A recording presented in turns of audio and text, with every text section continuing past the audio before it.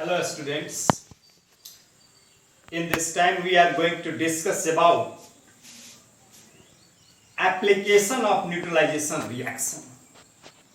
What are the common utilization of application of neutralization reaction? As per in your book, topic is already given. Practical applications of neutralization reactions. Practical applications of neutralization reaction. हमने during studying of acid, base and salt so many different types of chemical reactions को देखा, पढ़ा, लिखा और समझा. क्या लिखा, क्या देखा, क्या पढ़ा, क्या समझा, and what are the importance and what are the applications of those types of chemical reactions का प्रयोग यहाँ करना है इन आवर डेली लाइफ. तो देखा हमने एसिड बेस का रिएक्शन, बहुत से रिएक्शंस को देखा हमने, but in this time I am talking about only acid base reaction because we know that reactions between acid and bases known as neutralisation reactions. और ये भी हमने देखा कि कैसे एसिड बेस को और बेस एसिड के प्रॉपर्टीज को डिस्ट्रॉय कर रहा था during chemical reaction. Okay, now तो डेली लाइफ में जो प्रैक्टिकल एप्लीकेशंस है तो उसमें से 4 एप्लीकेशंस की बात हो रही है, और वैसा एप्लीकेशंस जो न्यूट्रलाइजेशन रिएक्शन को रिप्रेजेंट करता है. पहला है इंडाइजेशन. इंडाइजेशन नहीं है डाइजेशन, जैसे वर्टिब्रेट इनवर्टिब्रेट बोलते हैं, जस्ट अपोजिट करने का है. तो कभी कभी देखते हैं कि हमारे बॉडी के अंदर स्टोमच में एसिड का सेक्रेशन होता है, और जरूरी भी है एसिड का सेक्रेशन होना. हमने डाइजेशन में इसको पढ़ा है कि वो इसेंशियल है HCl, और HCl को हम लोग स्ट्रॉन्ग एसिड्स मानते हैं. तो so many different types of digestion के लिए बेटर है, और so many different types of insects को किल करने का काम करता है. उसके लिए दूसरा मीडियम वहां बनता है, उसकी हम लोग ने चर्चा की है. लेकिन अगर ओवर HCl का सेक्रेशन हो जाए बॉडी में आवश्यकता से ज्यादा, अब सवाल उठता है कि आवश्यकता से ज्यादा क्यों होगा, हमेशा क्यों नहीं होता है आवश्यकता से ज्यादा. इसेंशियल HCl का production in the stomach essential है, मगर उसका एक निश्चित दर है, एक निश्चित अमाउंट है, तो कोई प्रॉब्लम नहीं होती है. लेकिन जब आवश्यकता से ज्यादा HCl का प्रोडक्शन स्टोमच में हो जाएगा तो इंडाइजेशन के शिकार हो जाएंगे, एसिडिटी प्रॉब्लम हो जाएगी. और सवाल उठता है कि क्यों ऐसा हो जाता है, तो ज्यादा प्रोडक्शन हो जाता है HCl का, क्यों? तो उसमें से एक कारण है, कारण तो बहुत से हो सकते हैं, लेकिन एक कारण है ओवर ईटिंग, आवश्यकता से ज्यादा खाना. Over eating is the one of the causes of indigestion. आवश्यकता से ज्यादा खाना नहीं खाना चाहिए. और भी कई कारण है इंडाइजेशन होने के, तो ओवर ईटिंग के चलते हो सकता है. तो इंडाइजेशन का एक्चुअल मीनिंग है excess acid in the stomach causes indigestion. Excess acid in the stomach causes indigestion. Excess acid का होना ही इंडाइजेशन है. ओके, तो इसमें एसिडिटी ज्यादा हो जाती है, बॉडी में एसिड की मात्रा ज्यादा होती है. तो हम तो जानते हैं ना कि अगर ऐसे एसिडिटी की प्रॉब्लम हो गई है तो न्यूट्रलाइज करने के लिए क्या करेंगे, बेस देना पड़ेगा बॉडी में बाहर से. तो जो कॉमन एंटासिड्स नाम जाना जाता है, जैसे मैग्नीशियम हाइड्रोक्साइड, इसे मिल्क ऑफ मैग्नीशिया कहते हैं, याद रखिएगा, मिल्क ऑफ मैग्नीशिया. ये कॉमन एंटासिड्स हैं. ओके। और एक है सोडियम बाइकार्बोनेट, जिसकी चर्चा पिछले क्लास में मैंने की थी बेकिंग सोडा के नाम पे। ये भी दिया जाता है सोडियम बाइकार्बोनेट। समझ में बात आ रही है ना, इसलिए उस समय इस बात को लाया था सोडियम बाइकार्बोनेट। तो magnesium hydroxide and sodium bicarbonate are common antacids, और whereas magnesium hydroxide is known as milk of magnesia. No doubt, clear? ये देने से मैग्नीशियम हाइड्रोक्साइड टेबलेट के रूप में भी मार्केट में बिकता है। ये देने से एसिडिटी की जो प्रॉब्लम है, एक्सेस इंडाइजेशन है, वो रिलीफ मिलेगा बॉडी में। बिकॉज एसिडिटी के प्रॉब्लम को ये मैग्नीशियम का बेस डिस्ट्रॉय कर देगी property, and hence body feel relax after taking milk of magnesia as a antacid. Okay, तो पहला हमारा ये था एप्लीकेशंस, इंडाइजेशन था। ओके, और जैसा कि मैंने कहा being basic in nature, कौन antacids are basic in nature. Antacids react with excess acid in the stomach and neutralize it, जैसा कि मैंने कहा। तो ये सारे बात रहे related to indigestion. Now next, that is called ant and bee sting, मधुमक्खी और चिट्टी कभी कभी ये काटती है तो बहुत इरिटेटिंग फील होती है बॉडी में। होती है ना, होती ही होगी, नहीं तो आजकल कटवा कर देख लीजिए, नहीं अगर हुई है तो क्या, इसमें बुराई क्या है। तो ये जो एंट है और बी है, ये भी स्टिंग जब करती है तो एसिड सेक्रेशन होता है इनके बॉडी से, और जिस पर काटती है उसके बॉडी में चला जाता है, तो अपना असर दिखाता है, इरिटेटिंग फील होती है। ओके, तो ये जो मिथेनोइक एसिड है रिलीज होता है बॉडी में, इसमें भी चर्चा है आपके एंट एंड बी स्टिंग में। The sting of ants and bee contains formic acid that causes burning in our skin. Formic acid, HCOOH. To get its effect neutralized, we apply soda paste or calamine. तो इसमें क्या हम करते हैं, soda paste और कालामाइन, baking soda का paste बनाकर पानी में डालकर उसको लेप करने पर रिलैक्स मिलती है। या देखते हो कि सामान्य भाषा में लोग बेस युक्त चीजों को काटी हुई जगह पर लगाते हैं, पर as your book soda paste और कालामाइन का प्रयोग करना चाहिए, उससे रिलीफ मिलती है यथाशीघ्र। ओके, अगला हमारा है सॉइल ट्रीटमेंट। बहुत बड़ी बड़ी फैक्ट्रियों से गार्बेज जो निकलता है, गार्बेज, उसमें so many different types of acids रहते हैं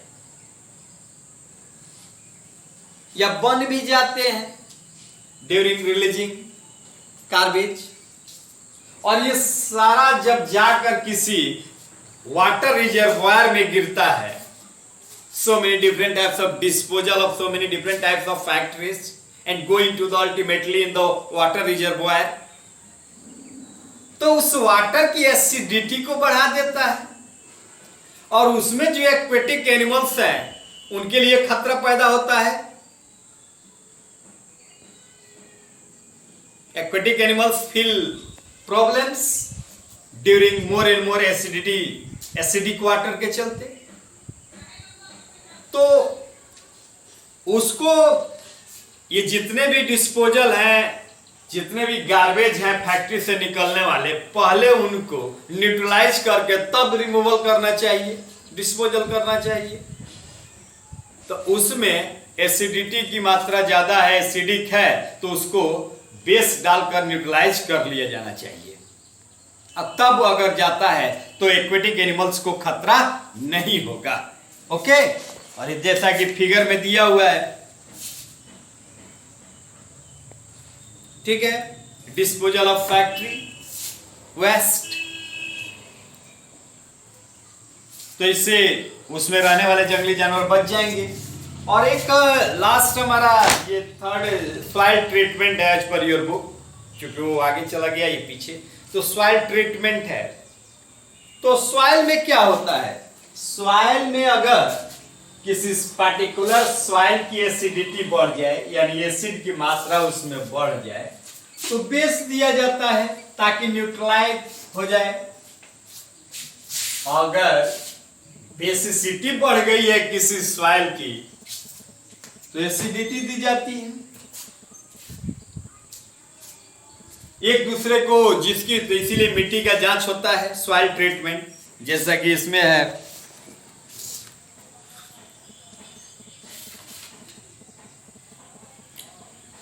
इसमें दिया हुआ है, जैसे if the soil is too acidic having low pH, having low pH, अरे पीएच स्केल अभी इसके बाद तुरंत हम बताने जा रहे हैं। अगर पीएच जिसका कम हो, न्यूमरिक वैल्यू, तब तो बहुत स्ट्रॉन्ग एसिड बना जाएगा ना। When it is treated with materials like quicklime, calcium oxide or slackline, calcium hydroxide or chalk, yes, it is called calcium carbonate. All these materials are bases and hence react with the excess acid present in soil and reduce its acidity. ठीक है, acidity. thus से farmer should add lime or slacked lime, lime that is called slacked lime, slacked lime, CaOH twice, calcium hydroxide, this is called slacked lime।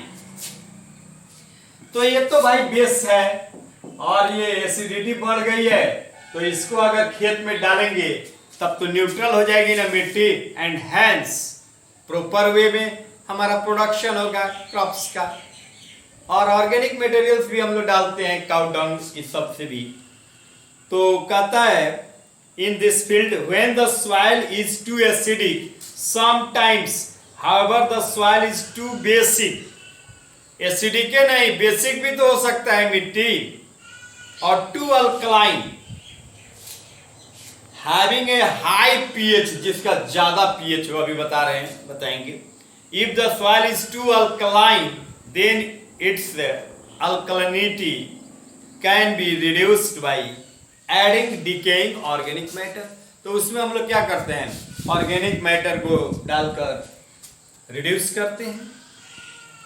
जैसे organic matter का मतलब क्या हुआ, manure और compost which contains acids material. Okay,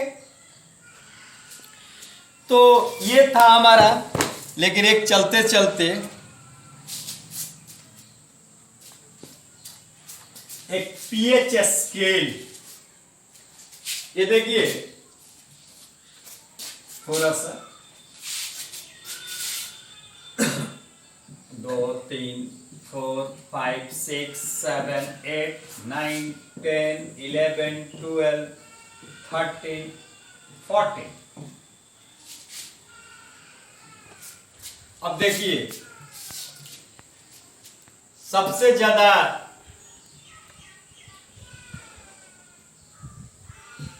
acidic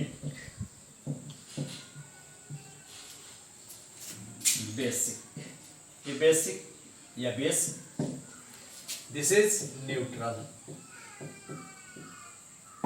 एक pH scale है जो 0 से लेकर 14 तक का एक नंबर होता है। ओके, सबने देखा होगा, लैब में कभी कराया होगा। तो 0 से लेकर 14 तक, ये 0 से जितना ये नंबर आएगा शुरू वाला 0 1 2 3, ये सब स्ट्रॉन्ग एसिड माने जाएंगे। स्ट्रॉन्ग, जिसका न्यूमेरिक वैल्यू कम होगा एसिड के संदर्भ में, वो हाईली स्ट्रॉन्ग एसिड माने जाते हैं। ये सब वीक एसिड होंगे जिनके 4 5 6 वीक एसिड। और इधर जिसका न्यूमेरिक वैल्यू ज्यादा होगा बेस के संदर्भ में, तो यह स्ट्रॉन्ग एसिड माना जाएगा। और ये 8 9 10 वाले weak acid, weak base sorry, और जिसका 7 है वो न्यूट्रल। ओके, यही है। स्ट्रॉन्ग बेस में यहां है, सॉरी। ओके, वीक बेस 8 9 10 वाले चलेंगे इधर, और जिसका मैक्सिमम होता जाएगा वो स्ट्रॉन्ग बेस माने जाएंगे। शुरू में स्ट्रॉन्ग एसिड, वीक एसिड, ज्यादा जिसका होगा पीएच वैल्यू, और 7 वाले को न्यूट्रल। ओके, यही पीएच स्केल बोलता है। समझ भाई? तो इधर से एसिडिटी जैसे लेफ्ट टू राइट जाओगे तो घटती जाएगी। सबसे ज्यादा एसिडिक होगा 0 वाला 1 वाला, 0 1। तो ये अपना पीएच स्केल है, और इसके द्वारा हम लोग एसिडिटी और बेसिसिटी को इंडिकेट करते हैं। तो अब इसके आधार पर कोई पूछे कि किसी एसिड का पीएच 7 है और किसी का पीएच वैल्यू 1 है, कौन स्ट्रॉन्ग एसिड है, तो आप इस आधार पर कह सकते हैं जिसकी पीएच वैल्यू 1 है वो हाईली स्ट्रॉन्ग एसिड है। उसी तरह बेस की आ गए पीएच वैल्यू, किसी का 13 है और किसी का पीएच 8 है, तो कौन स्ट्रॉन्ग बेस है, तो 13 वाला। और इसमें जैसे पीएच आगे चल के मिलेगा minus log H plus ion, concentration of H plus, formula मिलता है। PH equal to minus log H plus ion, formula मिलता है। तो यहाँ H प्लस आयन का कॉन्सेंट्रेशन दिया रहेगा या हाइड्रोक्साइड आयन का, तो आप पीएच निकाल सकते हैं। ठीक है, अब मान लीजिए किसी ये दिया हुआ है, किसी का भी दिया हुआ है -13 है OH आयन हाइड्रोक्साइड आयन का, तो क्या हो जाएगा, -13 है तो आएगा, तो यहाँ minus minus 13 log 10, pH equal to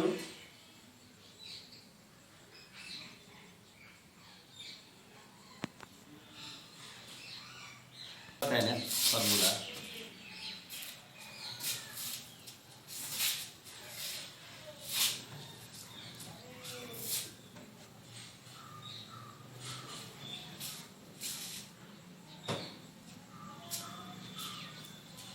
होता है हमारा pH बराबर minus log 10 concentration H plus ion, ऐसे।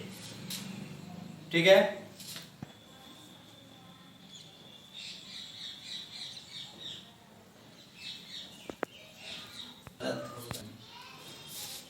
ठीक है, तो उससे हम लोग निकाल सकते हैं। तो उसकी जरूरत यहाँ नहीं है, वो थोड़ा हाई ऊपर के क्लासेस की है। वैसे मैंने बता दिया कि minus log concentration H plus ion, वो 10 टू द पावर 13 14 11 के पावर में दिया रहता है। This is all about your acid bases and salts. Okay, तो next day we will see about their questions and answers. Thanks.